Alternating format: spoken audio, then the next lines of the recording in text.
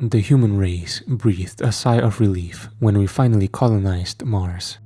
Years of overpopulation and resource shortages left our planet stressed. Mars was seen as a pressure valve, a new planet for us to build up and eventually ruin. But we all knew it wasn't a permanent solution. With the way our population grows, it would only give us a finite amount of time before we were in the same boat as before. We needed more planets. Planets that are farther away and host a greater abundance of resources. To achieve this, humanity created a breakthrough. Using artificial gravity, we were able to bend space and create wormholes. This, in theory, would allow us to travel large distances instantaneously, spreading humanity throughout the cosmos. After years of development, the first ever spacecraft with wormhole travel technology was developed. Initial unmanned tests were incredibly promising, and soon the first ever manned wormhole trip was set to begin. The ship, named Rosen, set out on a 5-month voyage to travel from Earth to Mars. Once there, the crew of around 40 were set to activate the wormhole generator and travel back to Earth instantaneously. Everyone knew there were risks, but the developers and engineers were confident in their invention. The day came, and I remember staring at the monitor as the news reporter droned on about the historical precedent of the mission. I drank my coffee from its pouch and watched as the countdown began. The camera changed to a split-screen satellite view of space. One half of the screen showed the Rosen sitting in orbit around Mars, and the second half was a view of space around Earth. When the countdown hit 0, the ship suddenly blinked between the two screens. In an instant, soundlessly, the massive ship traveled over 100 million miles. While I heard the news reporter and people around her celebrating the massive achievement, I squinted my eyes at the screen, noticing the small details they didn't. The ship had gone dark. The navigation lights seemed to have turned off as it passed through the wormhole. Furthermore, the engine looked cool, not emitting the normal blue glow that they normally do. The automated door to my pod opened, and my coworker, Desmond, stuck his head in and grimaced. "You're gonna be needed up front," Desmond said in his thick Irish accent. I groaned and rolled out of the pod, peering out the windows of the ship. I could see the Rosen sitting off in the distance. The ship sat in the same orbit of Earth as us, just as dark as it appeared on the screen. As I entered the command room of the ship, I could hear a loud rhythmic beeping coming from the communication panel. I could hear Peter and Marcus running remote diagnostics and communicating with our command team back on Earth. "Good to see you're awake," Peter chimed in. I yawned and nodded, gesturing to the control panel as it continued to loudly beep. "That's what we're trying to figure out," Marcus said. When the Rosen made the jump, it came out the other side, blaring a distress signal. Despite the signal, we can't reach the crew on comms for whatever reason. We called command, and they said the ship wasn't distressed until it reached our side. And then, there's the ship going dark. Command is wondering if the jump didn't have any unforeseen reaction with nuclear engines, causing the blackout, or some other electrical malfunction. "That ship has made how many unmanned jumps?" Desmond interrupted. "It came out fine every other time. I'm telling you, one of those pilots had a royal cock-up and caused this." "Yeah, well, that doesn't really matter now," Peter said, taking off his communication headphones and walking away from the comms panel. "Command told us to go in through the emergency airlock and provide assistance to the crew on getting the Rosen repaired. The sooner the better, they said." "Fuck me," Desmond said, throwing up his hands. "So much for an easy paycheck." The ride over to the Rosen was incredibly short. I remember seeing the massive monolith of the ship towering over our small repair freighter. Despite the crew on board only numbering around 40, the ship itself was designed to support hundreds of passengers as well as their cargo. Our freighter shook violently as we docked into the airlock. Peter typed away on the panel by the large hatch, encrypting his keycard with the needed requirements to access restricted areas on the Rosen. The first set of doors opened, revealing the bright white interior of the airlock. The four of us stepped inside as the hatch behind us closed and the hatch into the Rosen opened. The opening hallway of the Rosen was dark, with the exception of small emergency lights illuminating the hallways and rooms. "You'd think we'd be getting some kind of greeting," Desmond muttered. "We are saving their asses after all." "Come on," Peter said, clicking on his flashlight and looking at his map monitor on his wrist. "We'll find someone and have them explain what's going on." We traveled down the winding hallways of the massive ship, occasionally calling out, but receiving no response. The eerie appearance of the empty ship began to settle on us. A palpable tension was building with every echoing footstep down the hall. We rounded a corner to see a human figure standing at the end of the hallway. The figure was shrouded in the darkness that enveloped the whole ship, forbidding us from getting a good view. "Hello?" Peter called out. "It's good to see another person on here. We were worried for a second." The figure didn't move or speak, leaving us to sit in an awkward silence. "You alright, sir?" Peter asked as he walked down the hallway. I glanced over at Marcus and Desmond, seeing the confused and worried expression that we were all sharing. As Peter stepped closer, he was suddenly struck still as more of the man's features came into view of the light. He was completely naked and facing away from us. I felt my stomach churn at the sight of him. His entire body was covered in holes of all shapes and sizes. Some of the holes would slightly flex and wave, like the muscles around them were contracting. He looked as though a corpse had been turned into a wasp nest. Inside each hole, I could see a small white object that was surrounded by a fleshy rat meat. As the light cast over his shoulder, the man slowly turned to face us, his face riddled with smaller holes. "Holy shit," Desmond whispered as he stepped back. The man's eyes grew wide and wild as he began silently shambling towards us. Peter stretched out his arm and began backing away. "Hey man," he said. "You're sick. I'm gonna need you to stand." Before he could finish, the man lunged forward head first, his arms flailing at his side as he had no control over them.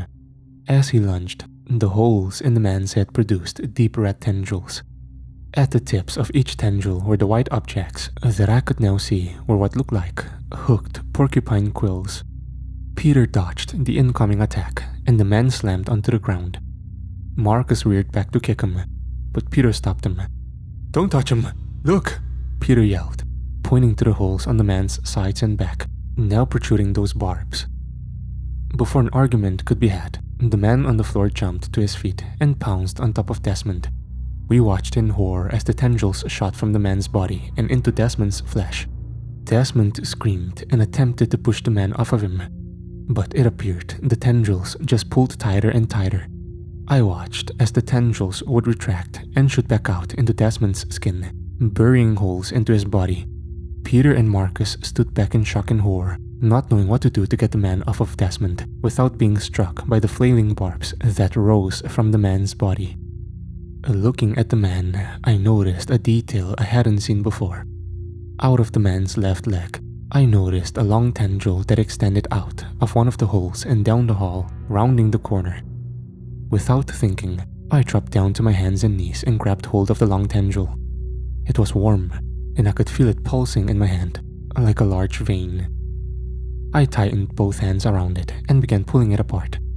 The vein flexed and stretched like a gummy worm before snapping with a sickening pop.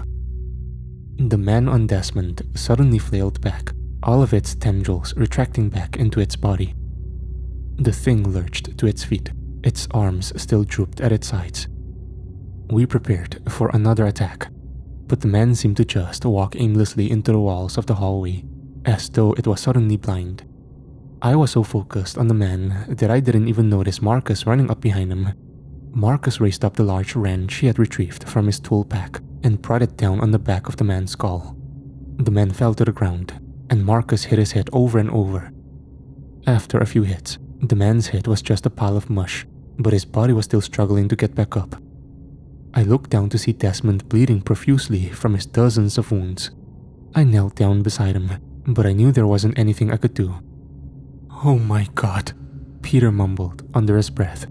I looked back to see 6 more people wandering down the hall, all covered in holes. "We need to get into a locked room, now," Peter yelled. "Grab Desmond, let's go."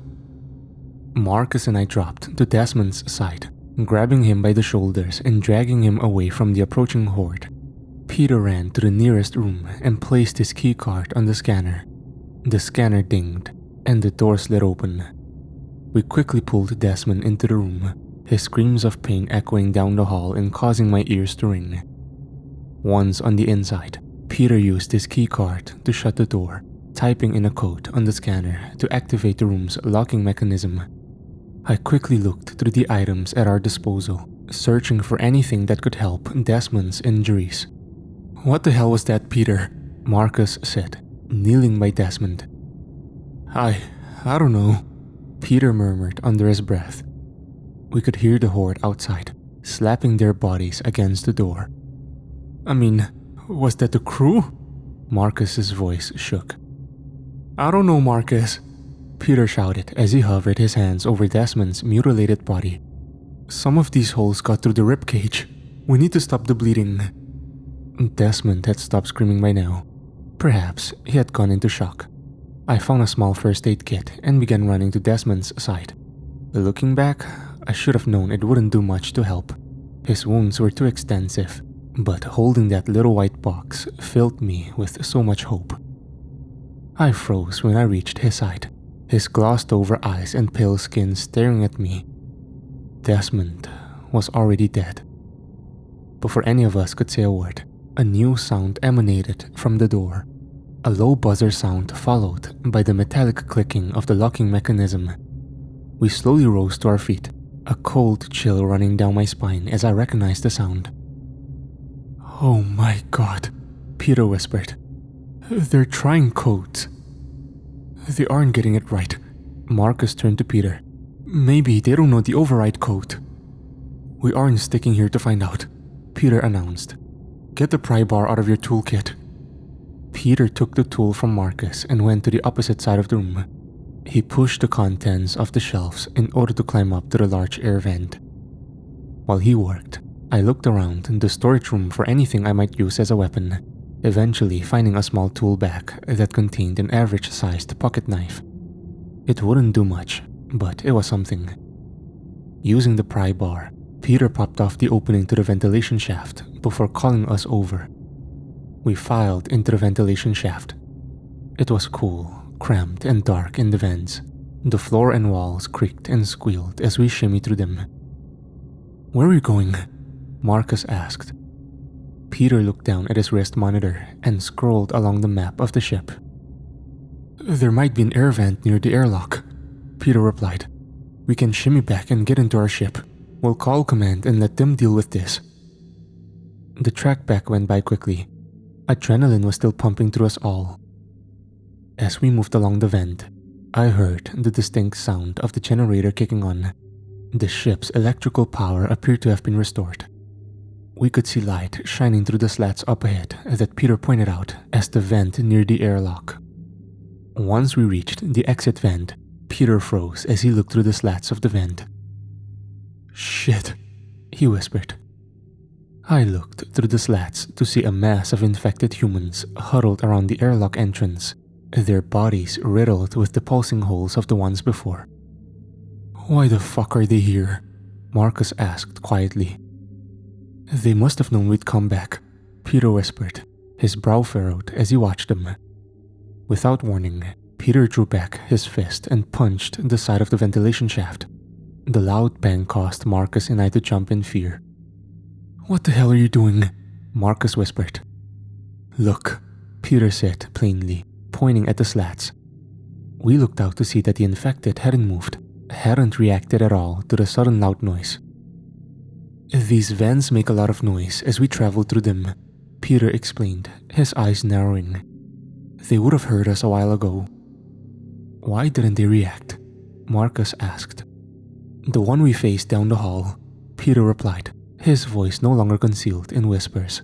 "It didn't react to us until the light flashed over his shoulder, until there was a visual stimulus. I think they're deaf." "Then how do you explain the horde coming down the hall once we started screaming?" Marcus retorted. "Maybe they weren't attracted by the sound. Maybe they have a way of communicating without talking." Peter's finger slowly moved down the slats, pointing to the single large tendrils that extended out of each person and traveled down the hall in the same direction. "Well, if you're right," Marcus continued, "how does that help us?" "I don't know yet," Peter answered, looking at his wrist monitor. "But we aren't getting to the ship now. We need to make our way to the Rosen's command center. We'll get communication back online and have Earth send help. Maybe we'll find someone who can give us some answers." We began working our way towards the command entrance of the ship. I could feel the shock of the situation wearing off, and a horrible dread setting in. I didn't want to go further into the ship. I doubt any of us did. But what choice did we have?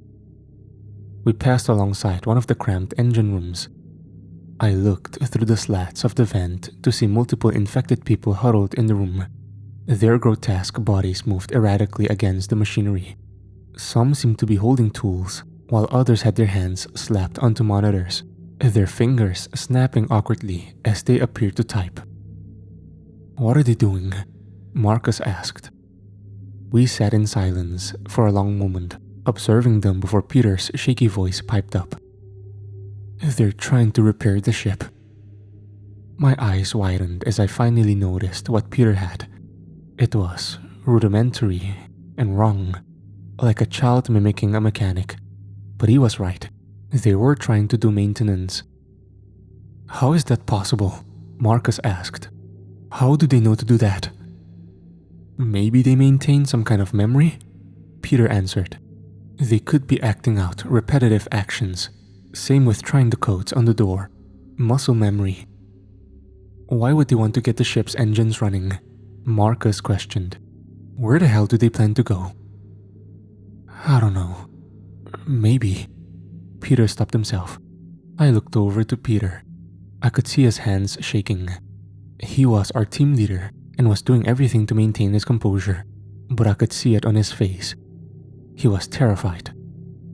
"We need to make contact with command as soon as possible," Peter whispered. "Let's go." We continued down the path. I followed Peter's orders as he told me where to go at each fork in the vents. The map system on Peter's wrist monitor didn't show the ventilation tracks, but it allowed us a basic sense of direction when compared to the hallways and rooms we moved alongside. After a while, I could feel fatigue setting in. Crawling through the vents on my hands and knees was taking a toll on my body. As we moved, the vents suddenly felt flimsy underneath me. Each movement was met with the metal plates flexing and buckling under our weight. A loud banging and creaking sound was let out with each advancement. We passed by a large set of slats that gave a great view of the outside area. I felt like my heart stopped as I looked out. We were suspended over a large mess hall. The chairs and tables had all been pushed out to the side, leaving the center of the room spacious and bare. There were many infected people in this room. They stood almost motionless, only giving a slight sway to each side. They stood around a large object that was fastened into the center of the room. The thing in that room was a mass of horrible ruin. A large, viscous blob with large root-like extremities holding it to the floor. Its surface was a mix of deep red muscles, protruding bone, and hairy skin. Like the infected crew, the mass was covered in pulsing holes. Parts of the skin would expand and contract rhythmically, as though the mass was breathing. Of each root-like structure sprouted hundreds of long red tendrils. Most were small and slowly writhed along the ground, but others were long, stretching out of the room completely. I looked at the people standing around the room. I could see a tendril attached to each of them.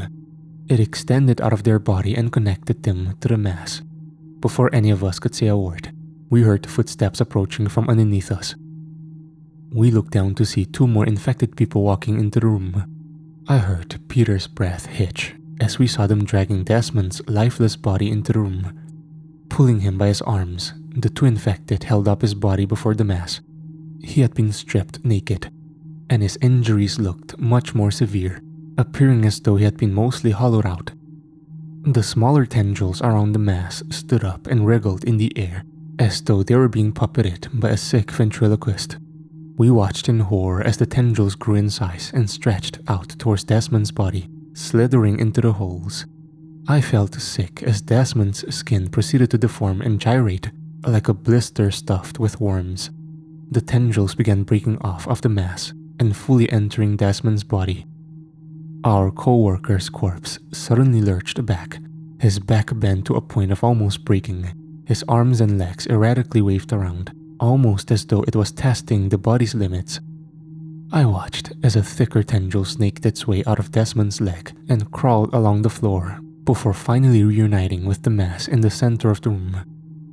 Desmond's body then turned and shambled underneath us, back in the direction he came. We sat there in the vent, slack-jawed and pale. Some say there are things humans weren't meant to see. I didn't believe them until that moment. "Let's go," Peter said before tapping my leg and pointing me forward. I continued down the vent until the path made a sharp left turn. As I went around the corner, I stopped as I faced a tall metal wall. The ventilation shaft extended upward about 8 feet before continuing. I placed my back against the wall and began to pant. Peter shuffled up to where I was and looked up the shaft. "Fuck," he whispered. "What now?" Marcus asked. "Do you think there is another way if we funnel back?" "Probably not," Peter answered while looking at his wrist monitor. "There's a small staircase up ahead that leads to the control room. The vans have to move up a level to reach it. We've got to get up there." "Alright," Marcus replied. "What's the game plan?" "I'll lift you up," Peter said as he looked at me. "You're the smallest of the three of us, so you'll go up first. But after you're up, Marcus will lift me up. After I'm up too, I'll help pull Marcus." Marcus and I shared a glance. The metal floor beneath us creaked and groaned at every move. Could it really hold all that weight? Before we could protest, Peter's words snapped our attention. "We don't have time to wait. Stand up. Let's get this over with." I stood and looked up at the ledge. It looked so far away in that moment. Peter grabbed me around the legs and lifted me. The metal creaked loudly, and I threw my arms over the ledge. I expected to feel my weight give out from under me at any moment, that I would crash down on the violent mess below us. I held my breath and kicked up Peter's body as I pulled myself up to safety. I turned back and looked over the edge, giving a shaky thumbs up. Peter sighed and closed his eyes for a moment. "Alright, Marcus, lift me up." Marcus stood up in the shaft and looked up at the ledge where I was. He sighed before bending down and grabbing Peter by his legs. I scooted back and stared at the ledge. After a few moments, I began to see Peter rise above the ledge, his arms grabbing at the rim. I smiled at Peter for a moment, before a loud metallic pop caused me to jump. Peter's eyes widened, and I watched his form suddenly drop below the ledge with a large crash. I could hear Peter groaning as all I could see were his hands gripping the ledge. I crawled over and grabbed his wrists, looking over the edge to see that the vent panel had collapsed under the weight of Peter and Marcus. Marcus lay on the ground, calling out in pain. I adjusted my grip on Peter's arms and tried pulling him up. I then saw the infected swarm over Marcus, his pained screams echoing through the metal vents. I pulled up on Peter as hard as I could, but I couldn't lift him on my own. "Take the key card," Peter yelled, his face grimacing in fear. I hesitated for a moment. "Damn it, take it," he ordered. I quickly released his arms and lifted the key card off his neck. "The wrist monitor too," he groaned, sweat beading on his head. I reached down and unbuckled the monitor from his arm. "Get to the command deck. Send help. Don't look back. I'll try getting away." I nodded my head and turned back, scrambling quickly down the vent. I heard the metal hum as Peter released his grip, followed by a loud thud. I crawled as fast as I could, even as the sounds of Peter's screams filled the vent. I followed the map the best I could, winding back and forth through the ship. As I drew closer to the command center, the more my fear grew. Despite its crampedness, I wasn't in danger. What happens if I reach the command room and it's filled with infected? I couldn't go back. I would be out of options. As I began the final stretch to the control room, the vent began to shrink tighter. I had to lie on my stomach and shimmy along the tight corridor, the light coming from the slats being my only guidance forward. As I reached the slats, I let out a shaky sigh of relief. There was only one infected in the room. It faced away from me, looking out the front window of the Rosen as though it were looking out towards Earth. I pulled out the pocket knife and shimmied it between the vent and the wall. Using it as a makeshift pry bar, I loosened the grate, enough to force it off the wall with a hard shove. Even with the knowledge that the infected couldn't hear, I still shuddered as the grate clattered against the floor behind the hole-ridden man. I slid out of the vent and landed on my hands and knees. I stood to my feet, my back aching from the constant crawling, and walked over to the command room entrance. I looked down the hall to see it completely empty. It was just me and the one crewmate, and I had the element of surprise. Without warning, the ship suddenly rattled and shook, and many of the monitors suddenly beeped and blinked. I was confused for a moment before the realization dawned on me. It was the feeling of the engines coming to life. I looked down to see the long tendril trailing from the crewmate's leg back towards the mass in the mass hall.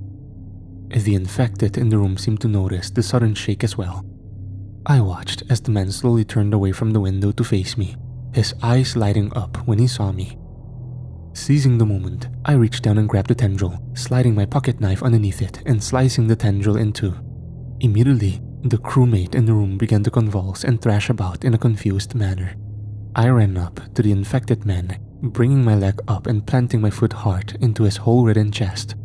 The man toppled back and landed on his back. He thrashed about in a feeble attempt to get up. Before he could get his bearings, I brought the heel of my boot down on the man's shins repeatedly, continuing until I heard the bones in each leg snap. Once I was sure the man was incapacitated, I ran to the communication monitor and began scrolling through to reach command on Earth. As I began work on establishing a connection, my eyes locked onto an anomaly on the monitor. The date was wrong. The date on the monitor read 2 weeks from that moment. Was it a bug? Some sort of electrical malfunction when the ship went through the wormhole? Then I saw the logs. Multiple entries, repair reports, and ration orders set over the 2 weeks that hadn't happened yet. The second to last report was a captain's order detailing that the Rosen would be landing on the surface to allow the engines to cool. This made no sense to me at the time. The Rosen was designed to travel long periods through space. For the engines to overheat would require a long-running flight in an atmosphere. On top of that, what surface is the captain referring to that the ship was supposed to land on? The ship had been in outer space for the past 5 months. I opened the final log, a crew maintenance report. As my eyes scanned the document, a cold chill like deep space itself ran over me. I have sabotaged the engines. I don't have much time. There are testing codes on the door. It will repair the engines eventually, but it will take them time. At the very least, it might buy enough time for someone else to figure out a way to stop it. If you are reading this, it knows about Earth. It longs for it. If it reaches our planet, it will spread. You see what it has done to us. We cannot let it get to our home. I pray this final act is not in vain. I love you, Samantha. I'm sorry I can't be there for you and Jack. My breath was shaky. I could feel beads of sweat forming on my face. The thing was repairing the ship so it could get to Earth. As I stared dumbfounded at the monitor, I suddenly heard footsteps approaching from behind. A large horde of the infected crew was shambling down the hall towards the command room, their corpse-like eyes locked onto me. At the front of the horde shambled Peter and Marcus, their broken bodies a sick mockery of the men I once knew. I ran to the hangar door and quickly swiped the keycard and input the emergency code on the door monitor, shutting the large door and sending the command room into lockdown protocol. I could hear them banging on the door as I ran to the navigation module. I didn't have time to call for help. Once they were in this room, it wouldn't take them long until they steered the ship straight into Earth. They might just burn up in the atmosphere or land somewhere deep in the ocean. but I wouldn't stake the world on that chance. I opened the navigation module, pulling up a small depiction of our solar system in real time. I found the coordinates and hastily plugged them into the Wormhole navigation system. The monitor on the door began to beep. They were testing codes now. The ship rattled, and I heard the Wormhole generator hum to life. I looked out the window, a small blue rock in a near-infinite universe. It was my home. I felt fear and grief roll over me as I realized I would never see it again. Suddenly, Earth was gone, as was space. The ship now hovered about a mile over a surface of beautiful chaos, a plain that appeared to stretch out infinitely in all directions, a land that shifted in constant, unrecognizable patterns. It was made up of colors that are both familiar and indescribable. In the mess, I could see forests, mountains, and oceans all made up of alien features, land masses folding in on themselves and becoming something new entirely. Beyond it all was a face, the visage of this world, this universe. It isn't something easily describable. I couldn't see it, but I could feel it so strongly that I might as well have been looking into its eyes. A being that both existed in this world and was at the same time the world in its entirety. The being was so beautiful, and it caused my eyes to burn. They bled, and I had to look away from it. This was where they were, the folded space between our own. I crouched down and hid myself from the gaze of the world. The banging on the door had stopped. I suppose it realized I had taken it back to its home. It knows it lost. There is no point in hunting me now. I believe it has been a day since I entered this folded space. That's what the date on the monitor says, at least. It feels as though it has been longer. I figured I would try sending my story through the command message system. I doubt the message will send, and even if it does, I have no way of knowing where or when it might appear. Time doesn't seem to make any sense in this place. Hopefully, someone will read this and put an end to the Rosen Travel project. I have kept myself locked in the command room. I don't know why. It isn't like I'll find a way to make it out of this ship alive. I sealed my fate when I put in those coordinates. It might be better off feeding myself to that thing in the mess hall. I don't know how long it'll take for the wormhole to spit us out the other end, but part of me wants to try and stay alive long enough to see the end. To be there when the thing realizes there's no escape for it. To watch its surprise as it withers away in searing pain. As the metal it's attached to melts against its putrid flesh. When the Rosen reaches its final destination, the surface of the sun.